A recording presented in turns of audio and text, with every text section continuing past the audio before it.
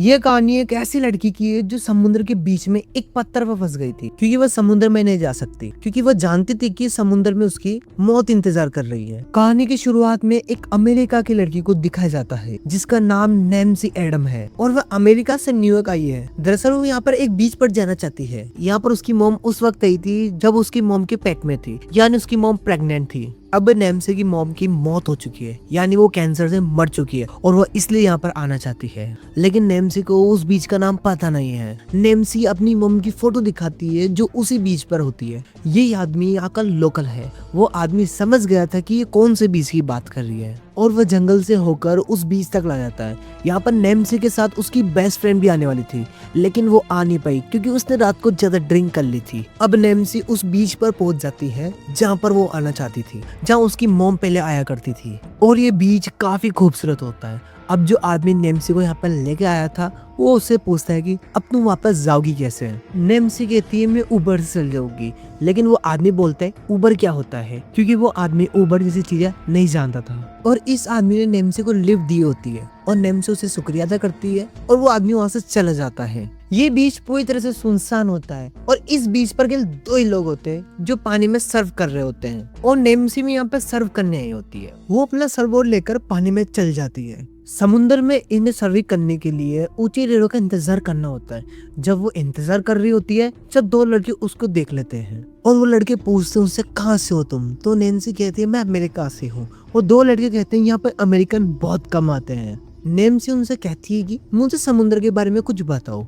तो वो 2 लड़के बताते हैं कि समुद्र के बीच में 2 पहाड़ है जो पानी में डूब जाते हैं कुछ टाइम के लिए, जब पानी का स्तर बढ़ जाता है। और वो दोनों ये भी बताते हैं कि वहाँ में बहुत सारी जेली फिशेस भी है जो अपने डंक से किसी को भी जल्दी से मार सकती है। अब समुद्र में ऊंची ऊंची लहरें भी आने लग जाती है। अब ये तीनों समुद्र में सर्व करना स्टार्ट कर देते हैं। ये तीनों एंजॉय कर रहे होते हैं, खासकर नैन्सी जो अमेरिका से यहाँ पर सिर्फ सर्व करने के लिए आई हो, और वो बहुत देर तक सर्व करती है। और इसके बाद वो बीच पर आ जाती है और अपनी सिस्टर को कॉल करती है। जब वो अपनी सिस्टर से बात कर रही होती है तो उसके फादर से कॉल ले लेते हैं और अपनी बेटी से बात करने लग जाते हैं। और इनसे बात करते करते नैन्सी इमोशनल हो जाती है और वो कहती है कि चलो बाय पापा, मैं अब बाद में करती हूँ बात। वह फोन को डिस्कनेक्ट करके एक बार फिर से सर्फिंग करने के लिए निकल पड़ती है। और कुछ देर तक सर्फिंग करने के बाद कुछ देर बाद जो यहाँ पर जो 2 लड़के सर्फिंग कर रहे होते हैं वो उससे कहती हैं कि रात होने वाली है, चलो यहाँ से वापस चलते हैं। लेकिन वो कहती है कि नहीं आप चलो, मैं कुछ देर तक और करके आऊंगी। वो दोनों समुद्र से बाहर निकल जाते हैं, लेकिन नैन्सी समुद्र में लहर का इंतजार कर रही होती है। नैन्सी को ऐसा लगता है कि पानी में कुछ है, तभी पीछे से एक डॉल्फिन निकल कर आती है। नैन्सी उनका पीछा करते करते समुद्र के अंदर और चले जाती है।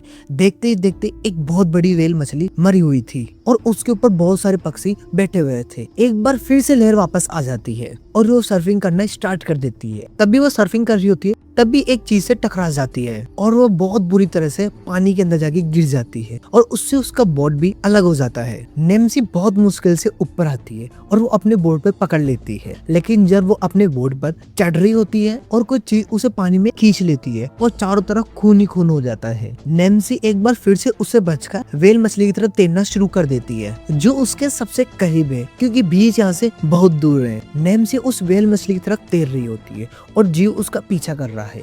जैसे ही जीव पकड़ने वाला होता है, नैन्सी जल्दी से चढ़कर व्हेल मछली पर चढ़ जाती है। नैन्सी का पैर से बहुत बुरी तरह से खून निकल रहा था क्योंकि उस जीव ने उसका पैर काट लिया था। वो अपने पास से एक रस्सी निकालती है और अपने पैर को बांध लेती है, क्योंकि वो मेडिकल स्टूडेंट थी, उसे पता था कि अपने आप को कैसे सेव करा जा सकता है। अब यहाँ पर जो 2 लड़के सर्फिंग कर रहे होते हैं अब वापस जा रहे होते हैं। नैन्सी भी अब व्हेल मछली पर चढ़कर उन्हें अपनी तरफ दिखाने के लिए कोशिश करती है, लेकिन वो दोनों उसकी तरफ नहीं देखते और चले जाते हैं। उसने बहुत कोशिश की, हाथ हिलाया और आवाज दी, लेकिन वो नैन्सी से इतना दूर होते हैं कि उनको देख नहीं पाते और चले जाते हैं। अब नैन्सी इस सुनसान इलाके में मरी हुई व्हेल मछली के ऊपर अकेली रह जाती है। ना वो पानी में जा सकती थी क्योंकि वो जीव उसको पानी में मार देगा, ना यहाँ पर कोई और है जो नैन्सी की मदद कर सकता है। अब रात भी होने वाली है। नैन्सी पानी में देखती है कि एक तरफ उसके चट्टान है जो पानी से थोड़े से ऊपर है, दूसरी तरफ एक बॉय है जो उसने पानी में इसलिए लगाते हैं अगर किसी से बात करनी हो तो नेटवर्क का काम करता है, और वो पानी का लेवल भी बताता है। उसे जंजीरों से नीचे से बांधा गया है और वो नेम्सी जब भी देखती है और एक शार्क उसकी तरफ आ रही होती है और ये वही शार्क है जो उसको पैर को जख्मी किया है और वो व्हेल मछली को जोर से टक्कर मारती है जिस पर नेम्सी खड़ी थी क्योंकि वो नेम्सी को मारना चाहती थी। नेम्सी उसी तरफ तैरती है जिस तरफ वो पत्थर थे। वो शार्क नेम्सी का पीछा करती है लेकिन जैसे ही नेम्सी के पास आने लगती है नेम्सी उस पत्थर पर चढ़ जाती है। यहाँ पर एक पक्षी भी होता है जो इसी टक्कर में घायल हो गया था। उसका एक पंख पूरी तरह से जख्मी हो चुका था इसलिए अब ये उड़ नहीं सकता। अब नेम्सी के साथ भी ये पक्षी इस भाटे पर फंस चुका है। शार्क के काटने के बाद नेम्सी का मांस पूरी तरह से फट चुका होता है इसलिए वो अपने कान की एयर रिंग्स निकालती है और एयर रिंग्स को उस हिस्से में लगाती है जहाँ उसका मांस फटा हुआ था। इससे उसको बहुत दर्द होता है और वो इसका ऑपरेशन टाइप में कर लेती है। इसके बाद वो अपने पास एक जैकेट था उसे उसके बांध लेती है ताकि खून ज्यादा न बहे और धीरे धीरे से पूरी रात हो जाती है और वो अब ये देखती है कि उसका सर्फिंग बोर्ड अब पानी में है। नेम्सी उस बोट को अपने पास लाना चाहती है, उस बोट की तरफ जाने लगती है लेकिन तब भी शार्क उसके पास आ जाती है लेकिन नेम्सी जल्दी से वापस पत्थर पर आ जाती है और एक बार फिर से उसकी जान बच जाती है जिससे नेम्सी के पैर में बहुत दर्द होता है। अब सुबह हो जाती है। नेम्सी देखती है कि बीच पर एक नशेड़ी पड़ा हुआ था। नेम्सी उसे जोर जोर से आवाज लगाना स्टार्ट कर देती है। वो आदमी नेम्सी ज्यादा दूर नहीं होता और वो जग जाता है। नेम्सी ने उस आदमी को कहा कि मेरे बैग के अंदर फोन है, तुम किसी को कॉल करो, जल्दी से यहाँ पे किसी को बुलाओ। उसे वहाँ बैग मिल जाता है और वो फोन और पैसे लेकर अपनी जेब में रख लेता है और वहाँ से जाने लगता है। यानी कि वो उसका सामान चुरा रहा है और वो देखता है कि नेम्सी का सर्फबोर्ड भी पानी के अंदर पड़ा है और वो सर्फिंग बोर्ड को लेकर सोचता है कि वो इसको भी चुरा लेगा और वो पानी में जाता है और उसके पास पहुंच जाता है लेकिन जैसे ही पहुंचता है शार्क वहां आ जाती है और उसको खा जाती है। अब नेम्सी के पास सिर्फ 6 घंटे है क्योंकि 6 घंटे बाद जो इस पत्थर पे वो बैठी है वो पूरी तरह से डूब जाएगा और तब नेम्सी के पास पानी में उतरने का कोई जरिया नहीं है और उसके बाद वो शार्क उसे खा जाती है। लेकिन नेम्सी की किस्मत बहुत अच्छी होती है। जो पहले वो 2 आदमी यहाँ से गए थे वो वापस वहाँ आ गए हैं और वो पानी के अंदर उसी की तरफ आ रहे होते हैं। नेम्सी उन्हें चिल्ला चिल्ला कर कहती है कि मेरी तरफ मत आओ। नेम्सी उन्हें कहती है यहाँ पर शार्क है, तो वो दोनों लड़के कहते हैं कि यहाँ पे कोई शार्क नहीं है। तभी पीछे से एक लड़की को शार्क खा जाती है और पानी के नीचे ले जाती है। तभी दूसरा लड़का तेजी से अपने हाथ पैर चलाता है और नेम्सी की तरफ बढ़ने लगता है लेकिन उसे पता नहीं था कि शार्क उसका भी बाप है। शार्क ने उसे भी खा लिया और इसी तरह नेम्सी की एक और उम्मीद थी जो कुछ ही देर पहले उसे उम्मीद थी कि यहाँ से बच जाऊंगी लेकिन वो पूरी तरह से पानी में मिल जाती है। अब नेम्सी के पास सिर्फ आधा घंटा है। अगर आधे घंटे के अंदर वो यहाँ से नहीं निकले तो वो पत्थर पानी में डूब जाएगा। नेम्सी शार्क को ऑब्जर्व करना शुरू कर देती है जो उसके चारों तरफ चक्कर लगा रही होती है। अगर वो पानी में उतरती है तो उसके पास सिर्फ 30 सेकंड है। अगर 30 सेकंड के अंदर वो नहीं निकल पाई तो शार्क उसे खा जाएगा। उसे पानी में एक हेलमेट दिखाई देता है। ये हेलमेट वो होता है जो सर्फिंग करता है, जो वीडियो रिकॉर्ड करने के लिए। अब नेम्सी उसे पाना चाहती है क्योंकि यहाँ से वो उसमें रिकॉर्ड करेगी मैसेज और किसी और को भेज सकती है। और वो पास ही के एक पत्थर के पास होता है लेकिन वो पत्थर कुछ ही सेकंड में डूबने वाला है। नेम्सी ने तुरंत पानी में छलांग लगाया और उस तक पहुंचने वाली होती है लेकिन नेम्सी उस तक पहुंच जाती है लेकिन वो हेलमेट उससे भी दूर चल जाता है। तभी शार्क उस पर हमला करने वाली होती है लेकिन वो जैसे ही उसके पास आती है तो शार्क पत्थर से टकरा जाती है। इस वजह से वो नेम्सी पानी में गिर जाती है और शार्क उस पर हमला करना चाहती है। शार्क नीचे पत्थर और झाड़ी में फंस जाती है जहाँ निकली निकली कीली लगी हुई होती है और नेम्सी तुरंत उस पत्थर तक पहुंच जाती है जहाँ वो पहले होती है। अब वो कैमरे में एक बात रिकॉर्ड करती है। वो ये रिकॉर्ड करती है कि यहाँ पर एक व्हेल मछली मरी हुई है और यहाँ पर एक शार्क भी है और मैं गलती से एक शार्क के खाने के बीच में आ गई थी। उसने ये भी बोला कि इस शार्क ने कई लोगों को मारा हुआ है और वो अपने पिता और अपने बहन के लिए एक मैसेज भी रिकॉर्ड करती है। आप लोगों की बहुत याद आ रही है लेकिन आप लोग यहाँ पे चिंता मत करना, यहाँ पर मैं अकेले नहीं हूँ, यहाँ पर मेरा एक साथी भी मेरे साथ है। और वो उस पक्षी को दिखाती है जो उसके साथ इस पत्थर पर फंस चुका है और वो ये भी कहती है कि डैड आप चिंता मत करो,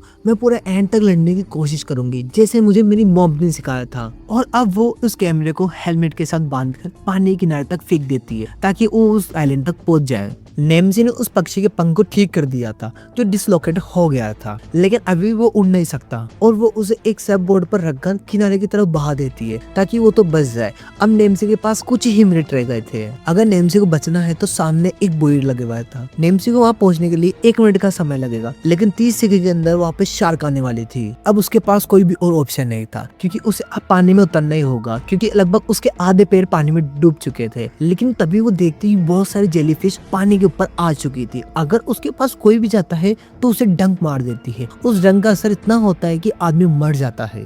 नेम्सी ने देखा कि जब वो पहले पानी में कूदी थी तब शार्क उसकी तरफ आ रही थी। जैसे ही वो उसके पास आ रही थी तो नकली किलियो ने उसे इंजर्ड कर दिया था, जिससे उसे बहुत तकलीफ हुई थी। नेम्सी समझ गई थी अगर वो जेलीफिश के आसपास तैरेगी तो वो शार्क उसके पास नहीं आएगी। अब नैन्सी पानी में कूद जाती है और उसकी तरफ बढ़ने स्टार्ट कर देती है। जैसे ही वो आगे बढ़ती शार्क भी उसके पास आने वाली थी। 30 सेकंड के अंदर उसके पास पहुंच जाएगी, लेकिन शार्क जैसे ही पहुंचती है सारी जेलीफिश ने मिलकर उस पर हमला कर दिया था, जिससे वो डरकर भाग जाती है। और ऐसा होता भी है। अब नेम्सी धीरे धीरे तैरकर पानी के नीचे से उस सर्फ बोर्ड तक पहुंच जाती है और नीचे वो बंधा हुआ था जंजीरों से। नेम्सी उसकी तरफ पहुंचने वाली होती है, शार्क उसके पीछे लग जाती है, लेकिन जैसे ही नेम्सी बॉय के ऊपर पैर रखती है तो वो टूट जाता है, शार्क के ऊपर गिर जाती है और उस जंजीर से शार्क को डैमेज करना स्टार्ट कर देती है। इससे शार्क बौखला जाती है और वो उसी बॉय के ऊपर हमला कर देती है, लेकिन नेम्सी अब थोड़ी सेफ थी क्योंकि वो उस बॉय के ऊपर थी। एक बार फिर से नेम्सी की किस्मत काम कर जाती है। उसे दूर एक कार्गो शिप दिखता है,